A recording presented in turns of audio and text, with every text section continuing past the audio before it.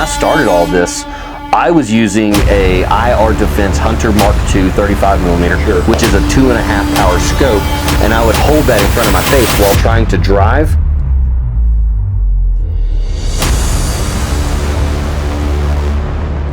Hey team, it's Daniel again with Brazos Valley Boars and Varmits. So tonight we are going to be doing a video that I have been wanting to do for a pretty good while now, and that is going to be doing a full comparison about helmet mounted thermals.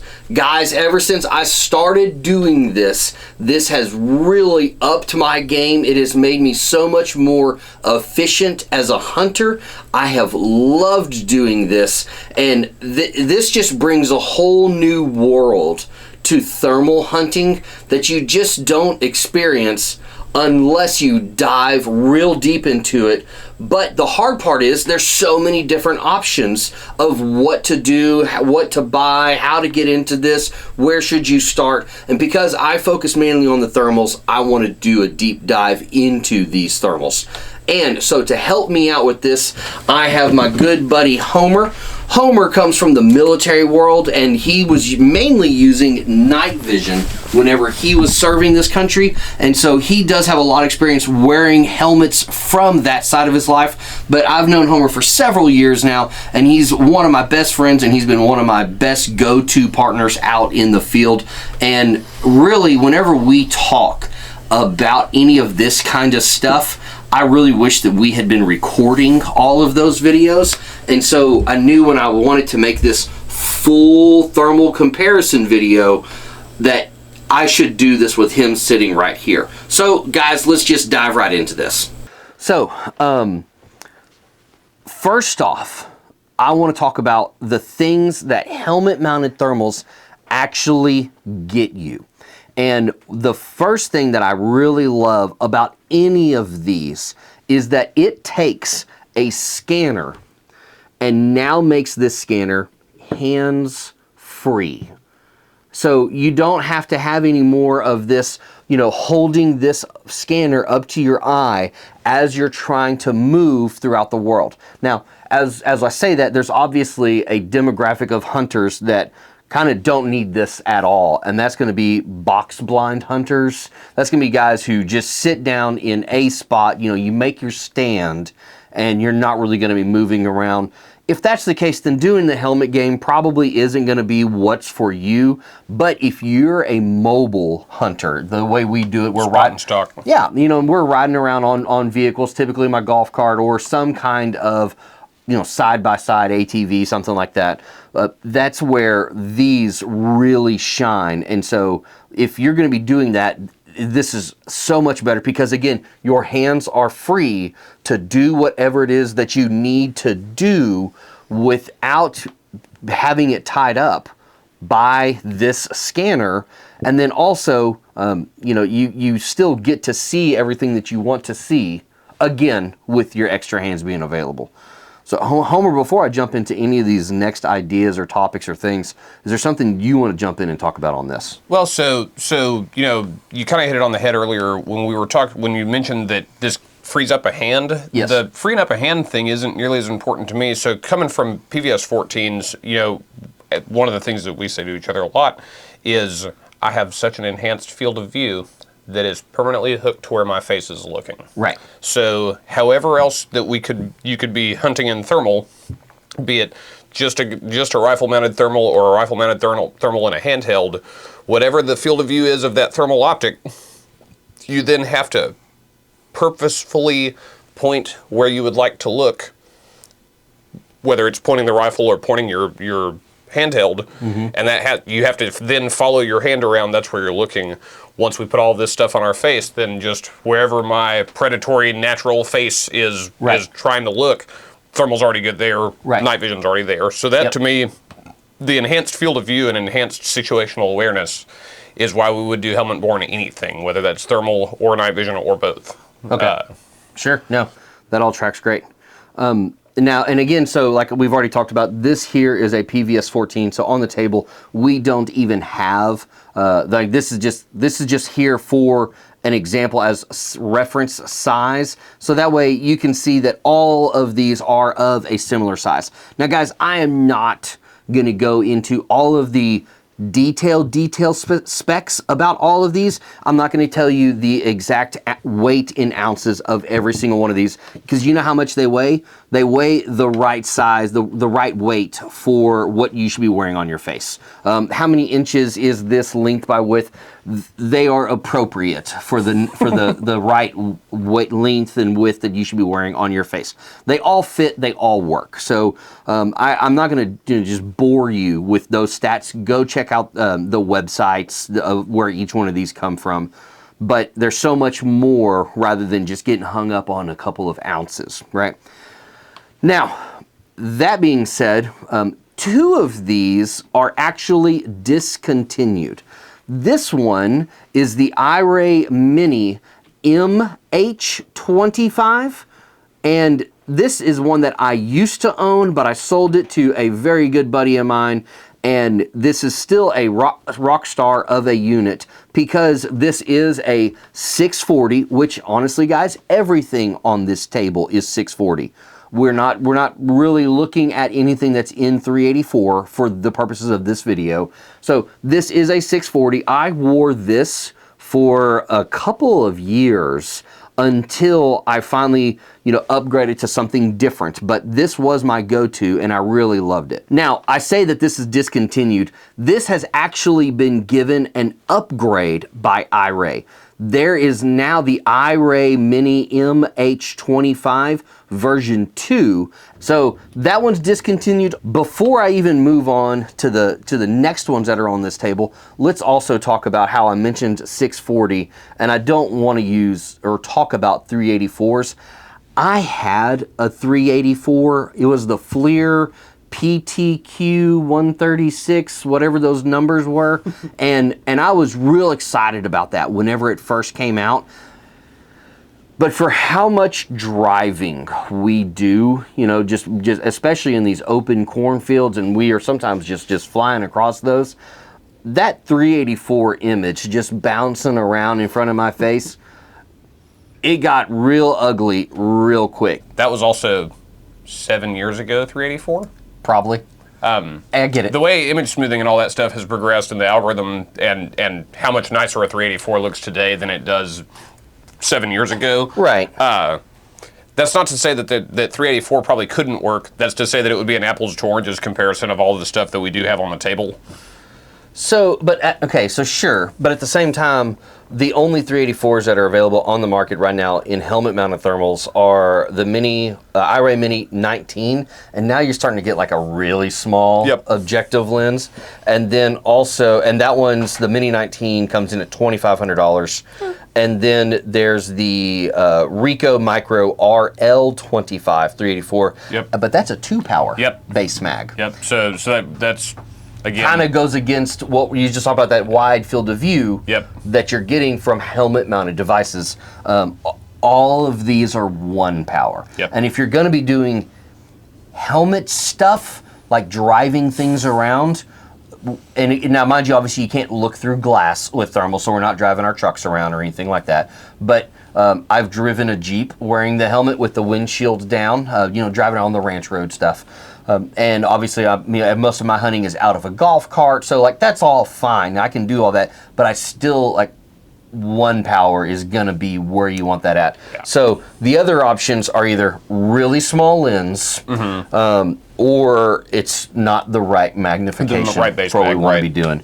So all that being said, at $4,000, there is other stuff on the market right now that gives you way better features, more of everything, that you're gonna get way more bang for your buck. I kind of wouldn't recommend this anymore to anybody in today's market.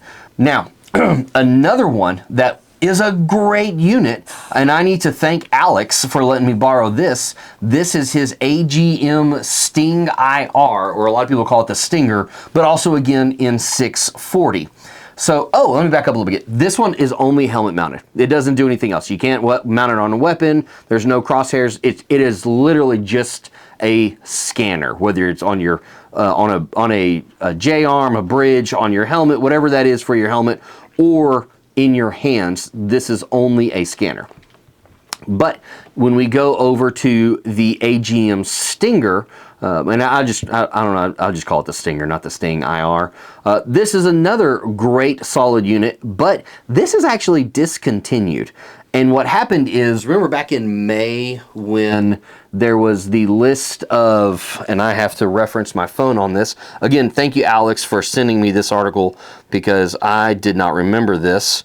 But it was called when the U.S. Treasury Department Office of Foreign Assets Control added Yantani IRA to its list of specially designated nationals and blocked persons. When that whole thing was happening, Okay. AGM was getting the parts that they needed to make this from the Yantani China IRA company. Okay. And they can't get that no more. Huh. So this is discontinued. So this was a great unit. I really do wish that it was still an active competitor on the marketplace right now. It's not, and so we're going to have to move on. All that being said, we're left with these three right here. And I get it that there are more helmet-mounted thermals, but if you are going to talk to me about what brand new helmet-mounted thermal should I go out and buy right now, these are the ones that I'm actually going to talk to you about. So right here in tan, the only one that is not some kind of black is the IRA RH25. This is the Envision Nox 18, and then this is the Rix Stride ST6. And whenever I was running, or after running that IRA Mini MH25 for a few years, not however long that was, I upgraded to the Envision Nox 18. I have recently gone over to the Rix Stride ST6, but mainly not because of the imaging. I do like the imaging of the Nox better than the Stride, but this one has internal recording, and I'm a content creator, so I want to be able to video this stuff. Paul Tyson from GearTheHunt.com over at North Texas Piggin Products is the one who gave me this to put on review, to borrow, and use this for these videos. So guys, thank you thank you, Paul, for letting me use this stuff. Thank you for letting me borrow this while I've had it for right now. I'm fixing to have to ship this off to you tomorrow. And this has been a wonderful unit. So guys, Paul sells these and he can talk to you about these as well. Go visit his website at GearTheHunt.com. Now, before I even get into any of these, if we were to just talk about imaging, I like the Nox 18, and then I like the IRA, and then I like the Stride. However, if you told me that I had to be stuck with any of them forever, I'd be like, I don't care which one. Like, Sure. They're all fine. Right. They are all great. We could sit here. I really do feel like we could sit here and just nitpick little things but at the same time, I don't hate any of them. In fact, I love all of them. Now, I've picked my order as far as imaging goes. Sure. What would you say? Because you've looked through all these as well. I like the IRA. So, and I knew you did. You like the IRA, and then you like the Nox, and then you like the Stride, right? Just on imaging quality alone, yeah, Yes. that's probably the order. Yeah, okay. Now, that said, it's close.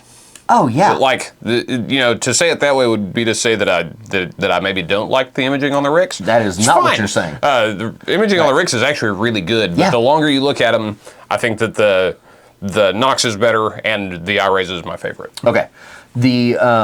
Now, when you were talking about the specific use, so again, these have 4 different uses. Yep. Handheld scanner, helmet scanner, and then primary dedicated optic. Yep. And then not a backup, but a clip-on in front of your daytime magnified optic. So those would be the 4 uses. Now, let's just talk prices right off the bat. Yep. Okay. The IRA used to be $6,000. And I'm really glad that they were able to bring that pricing down to, what is it now? They're running big sales on this thing. It is down to $4,000, okay? Now, all that being said, they didn't really cut that deep into the prices until Rick's came out with this Stride, which sells in at $3,000, whereas this one is $4,000. Now, that being said, well, actually, and let me go ahead and reveal the price of the Nox is going to be $6,200. So $3,000, $4,000, $6,200. Yeah, I get it. But these also don't go on sale, right? No. No. And this is all made in America. Sure. 100% America. So, like, if that is going to be a thing that you get hung up on, is that I'm all American, I buy all American. Well, we just narrowed all this down to you're getting this one. However, if that's not the primary focus that you have, if you have other things that you want to look at, see what else you can get for your money, and all that you're looking for is something that can be a scanner. Well, scanner, obviously all of them do it. Helmet mounted, all of them do it. But let's say that you want this to have recording, internal recording. Well, now you're limited to only these two. So the Nox is no longer on the table. We're either looking at the Rix or we're looking at the iRay. Now, both of these do video recording. The only way to do audio with the iRay is to open up the app with your cell phone and record audio through your cell phone, which, I like to do other things with my cell phone, whether it's running the caller, whether it's going to be like calling you and trying to get you to like move 3 rows over in the cornfield so that way you don't walk right into this pig. Sure. I like to do other things with my cell phone than just leave it open and running on the app. But these two at least do have video recording. However, this one does not. Now, let's switch it up again a little bit. If you wanted to be able to use this thing as for rifle use, let's just call it that way. The Rix is now off the table, and we're only talking about these two here. The Stride is only made for the helmet. There's no clip-on feature, none of that. So even though no reticle in it either, right? No reticle, yeah. No nothing. Yep. Now even though you do get the most, a really good imaging for the cheapest price of any of them on the table. And again, remember that Mini was $4,000. This basically does all the same stuff at $3,000. So if you say that I've got to have something that can be rifle usable, then this one's going to be off the table, right? Now, that being said, if you are wanting a helmet-mounted thermal, I've got a feeling you already have a rifle thermal. Sure. I don't know anybody that's in the market for one of these that doesn't already have a rifle thermal, a dedicated rifle scope. Sure. So then there's the question of, actually I know one person, it's the cameraman. He just, sorry about that. Also that's the guy I sold the other one to. Also the guy sitting here. I don't own a rifle. You don't own a helmet-mounted thermal? No, I don't own a rifle-mounted thermal. No. But you're not looking to buy a helmet-mounted thermal. No, I would be. Oh my gosh! Yeah, I know 2 people now. So you don't own one though. If you already have a shooting solution, right, in a different spectrum, yeah. The fact that something like this could be my bridged helmet-mounted thermal or my dedicated rifle scope, whichever one of those I was feeling at the time, really, really interests me as a man who can already shoot in one spectrum but would like to be able to get into shooting in the other spectrum. This is doing a bunch. So as much as I really do like the Stride for the money, losing the rifle-mounted capability is kind of a big deal to me. You know what I mean? So this is why I want Homer here, because I would have said that and just ran with it. And so he's with experience calling me on my thought processes. So the guys that you hang out with who shoot, I hang out with you. Right. I'm talking about the rest of the guys you hang out with that shoot pigs in thermal off of tripods. Yeah. So the 15 guys that were at my birthday party that were running around. The 15 guys at your birthday party are very different. Right, but they're also in the market for thermals. I know. And you know, if you're already shooting this way, with the PVS 14. Yep. If you got nods and lasers and backup sighting systems for all of that stuff, and you said thermals next, it's like this is enticing, but you don't get to shoot in it. Right. So why not come out just a little more and end up with one you can do both on? Well, so several different reasons. Budget being the first one. Sure. You know, so there's $1,000 difference. Well, you're already in at 6, man. I get it. I get it. No, I'm with you. Or 11. You know. However, we know these people. $1,000 can make or break that decision there. But and really, you've actually kind of hit the nail on the head. Then the question becomes, and where you're going with budget on this. So are you about to buy a $3,000 helmet mounted unit, or are you about to buy a $3,000 rifle scope? Because if you're only shooting in one spectrum and you want to be able to pick up shooting in the next spectrum, you could either put that on your face or put that on the gun. Right. And for just a little bit more money, this thing actually does do both of those really well. So one thing that we got to mention is that if you want the mount, it comes with the mount for the gun.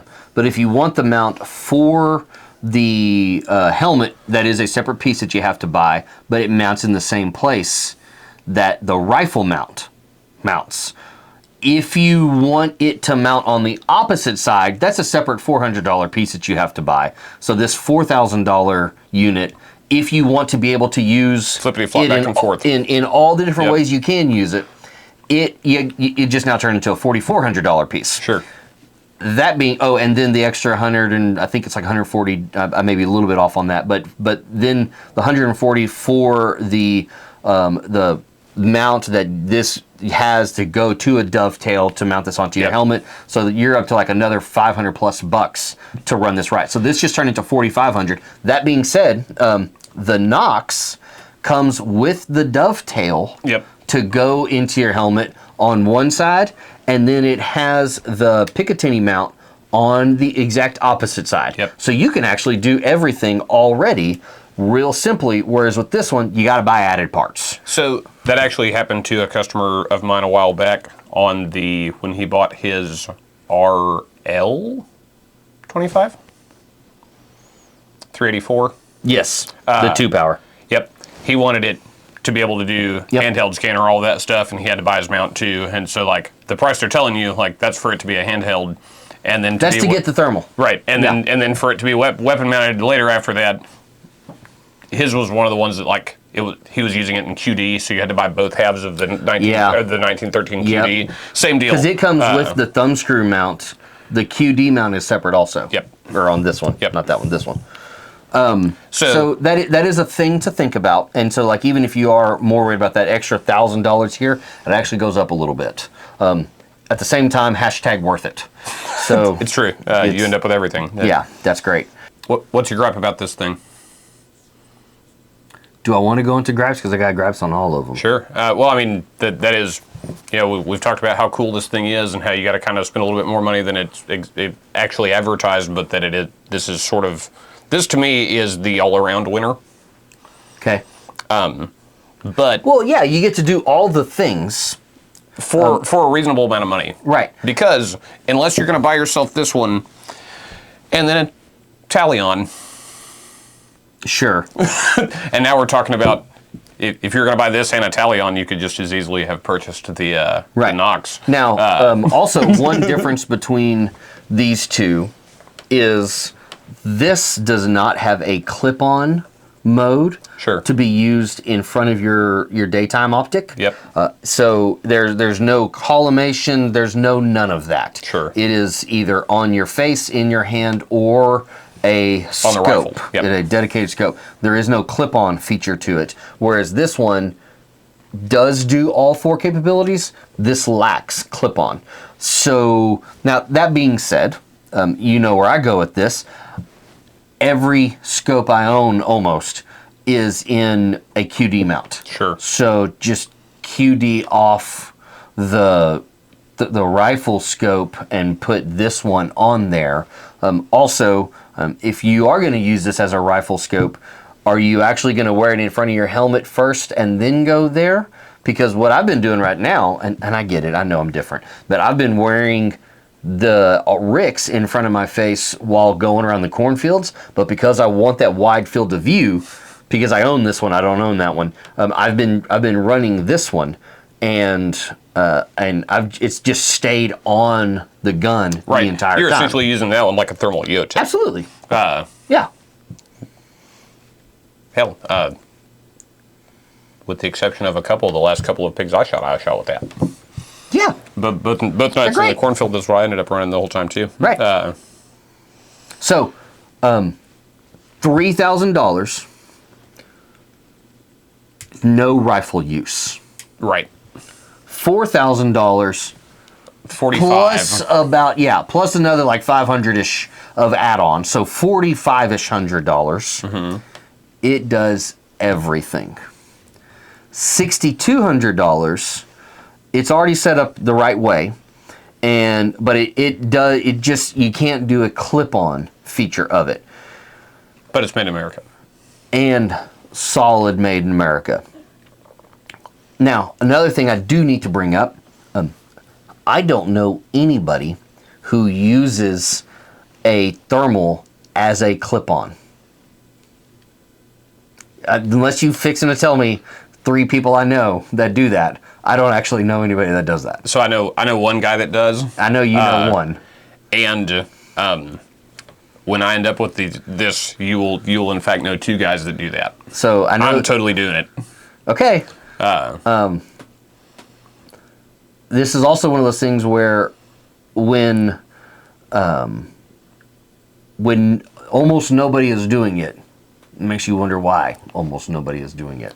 I'm not saying that this is the wrong way to do it. I'm not saying this is bad, blah, blah, blah. At the same time, I'm excited to learn what that's going to be like, because nobody's really doing it. And really, we see most clip-ons not do well in the marketplace. Think about we had the Krypton. Sure. That didn't sell well. It was Pulsar screwy. stopped. Pulsar stopped selling it. Right. They don't make that. They have the 2 now, actually, but it's not a big seller. This is the. And I get it. This is for the 1X. Well, your statement that you just made is actually clip-on thermals do totally have their own market. It's just not guys you hang out with. Dudes that own Knights Armament rifles totally have Knights Armament thermals that goes in front of it. They're just all $18,000. Those guys exist. In comparison I don't think that's going to be the average guy. In comparison to how many people are running a tally on. Right. Yeah. But AGM rattlers all across this country. Well, because they're great and they work. One of the things about the clip-on thermals up to this point, the cheapest one I can think of before stuff like this started coming out is like the Oasis, and they run used like $11,000. Oh, yeah. Like the technology was so expensive that like this is one of the first what we could even call affordable ones of those. Right. So I think one of the reasons you're not seeing it as much yet is because it has been out of reach until pretty recently. And honestly, like it's still there. It's still out of reach. Because when you look at most thermal dealers, they aren't selling those things. Right. They're selling this stuff. Because this is where the market is for most people. Sure. So really it comes down to what is it that you want to do. So if you only want to scan, and this is going to be your best bang for your buck, it's only $3,000. If you are hung up on the fact that it has to be made in America, man, that's made real simple. This is the one for you because it's the only one.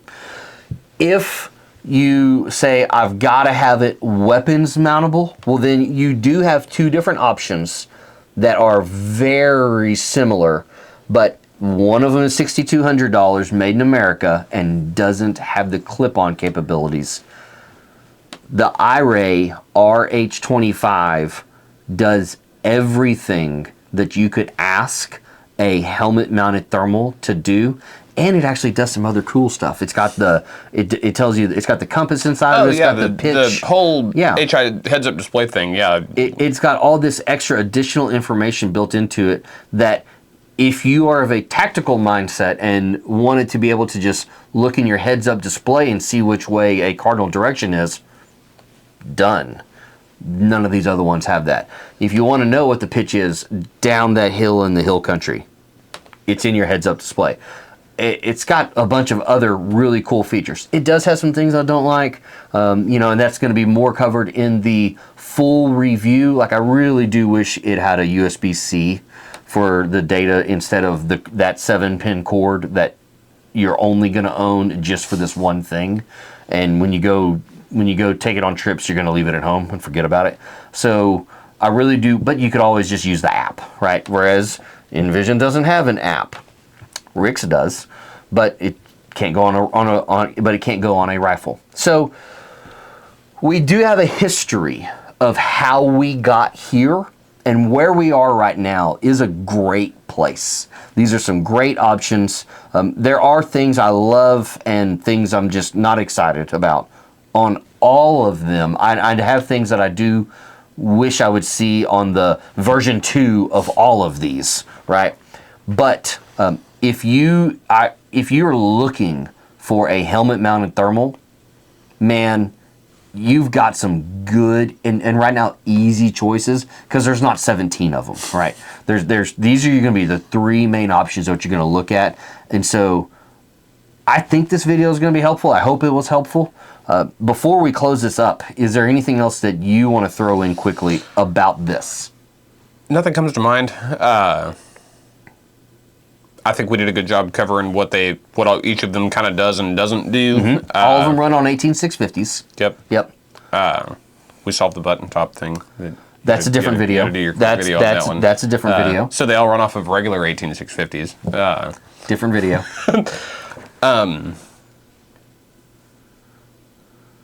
I kind of started to get into it at one point, and then we got a little sidetracked. I think the weight's noticeable on the Nox. By the time you put its ADM weapons mount on it, I think that it is chunky in comparison to the other two, but it's because it feels well made in comparison to the Nintendo controller. So this is listed at 17.6. I don't know if that's listed with the battery inside, with it not inside. It's probably not with the mount on it. And this is listed at 12.7. So 17.6, 12.7. What is this one listed at? 9.6. Yeah. And it feels like that too. Yeah.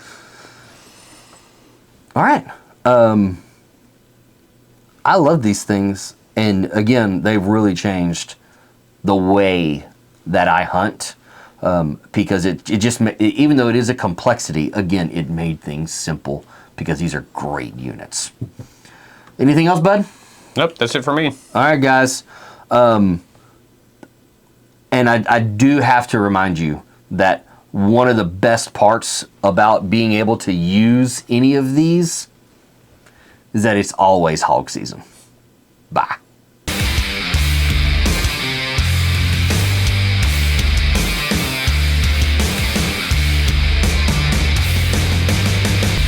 So if our hands are in front like this, which feels way natural, I think we're blocking. Sure. Yeah. I can see this shit.